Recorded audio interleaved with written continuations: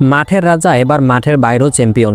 আইপিএলের বর্তমান শিরোপাধারী royal Challengers বেঙ্গালুরুতে শুরু হলো এক নতুন যুগ, যা কাঁপিয়ে দিয়েছে পুরো কর্পোরেট জগৎ।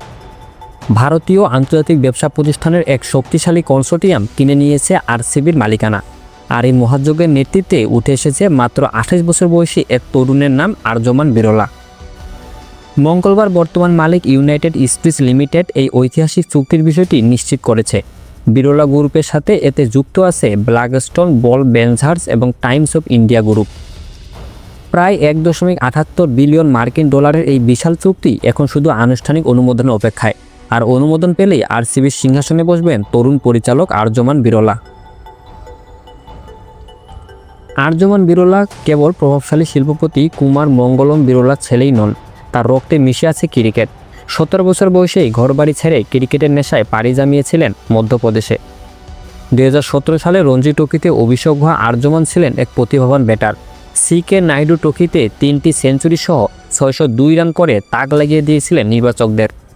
মজার ব্যাপার হলো, আজকের আরসিবির অধিনায়ক রজত পাতিদার আর অলরাউন্ডার ভেঙ্কটেশ আয়ার ছিলেন আর্যমানের একসময় সতীর্থ। সেই সতীর্থরাই এখন খেলবেন তার মালিকানাধীন দলে। 2018 সালে রাজস্থান রয়্যালস তাকে দলে নিল, মাঠে নামার সুযোগ পাননি এই বামহাতি ব্যাটার। এরপর 2019 সালে মাত্র 22 বছর বয়সে মানসিক চাপের কারণে ক্রিকেট থেকে বিরতি নেন তিনি। ক্রিকেট ছেড়ে আর্যমান ডুব দেন পড়াশোনার ব্যবসায়।